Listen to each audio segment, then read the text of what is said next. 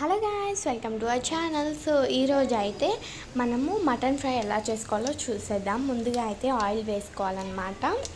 ప్యాన్లో వేసుకున్న తర్వాత దాంట్లో జీలకర్ర, 2 ఎండుమిర్చి అయితే వేసుకోవాలి. మళ్ళీ చాప్ చేసుకున్న ఆనియన్స్ కూడా వేసేసుకుందాం. వేసుకున్న తర్వాత ఇలా గోల్డెన్ బ్రౌన్లో వేగాక అప్పుడు మనం మటన్ ఉప్పు, పసుపు, ఆయిల్ వేసుకొని ఒక 10 మినిట్స్ అలా పక్కకు పెట్టుకోవాలన్నమాట కలిపి. మళ్ళీ ఇప్పుడైతే ఇంకా ఉడికే వరకు ఫ్రై అయ్యే వరకు మనం మూత పెట్టుకుందాము మటన్ని.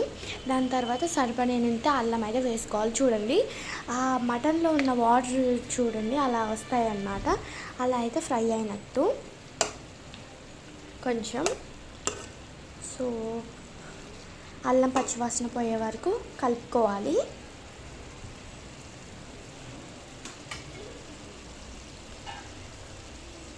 మళ్ళీ మూత పెట్టుకోవాలన్నమాట ఇంకా ఫ్రై అయ్యేదాకా. ముక్క గట్టిగా కావాలి కదా. సో కలిపేసుకున్న తర్వాత దాంట్లో అయితే ఇప్పుడు పసుపు వేసుకోవాలి.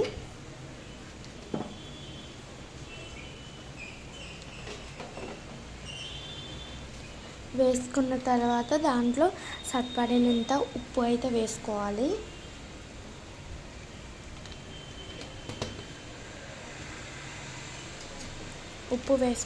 పసుపు ఉప్పు వేసుకున్న తర్వాత కలుపుకోవాలి.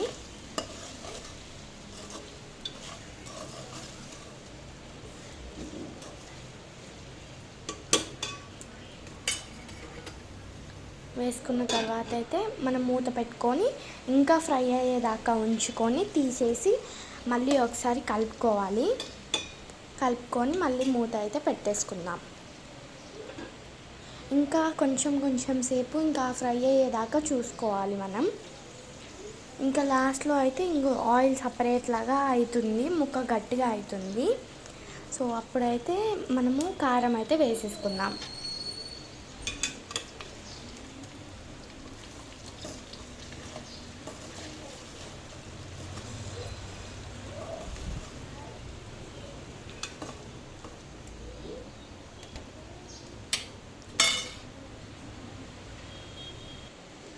సో లాస్ట్లో మనకి తెలిసిందే గరం మసాలా అయితే వేసేసుకోవాలి.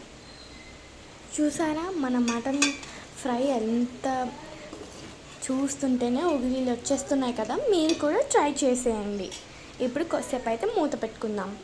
మూత పెట్టుకొని ప్లేట్లో వేడి అన్నం పెట్టుకొని అలా మనము చేసుకున్న మటన్ ఫ్రై అయితే వేసుకొని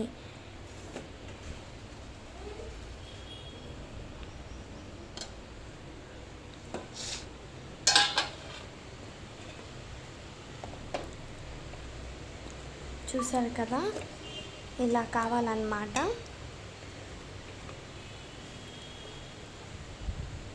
ఇంకా వేసుకొని తింటే అసలు సూపర్ అంటే సూపర్. మీకు ఇంట్రెస్ట్ ఉంటే దాంట్లో లెమన్ కూర పిండుకోవచ్చు అన్నమాట.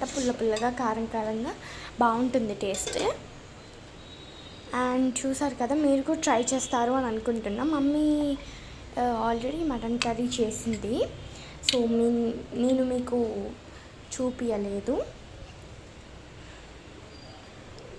సో అలా వేడి అన్నంలో కలుపుకుంటూ తింటే అబ్బబ్బబ్బా స్వర్గమే. సో గాయ్స్, మీరైతే వీడియో చూస్తున్నారు కానీ లైక్ అయితే చేసుకోవట్లేదు. Please like, share, comment and subscribe. Thank you for watching. చూస్తుంటే మీకు కూడా ఉగురీలు వస్తున్నాయి అనుకుంటా కదా. నాకు ఇప్పుడు వీడియో వాయిస్ ఓవర్ ఇస్తుంటే కూడా మళ్ళీ తినబుద్ధి అవుతుంది.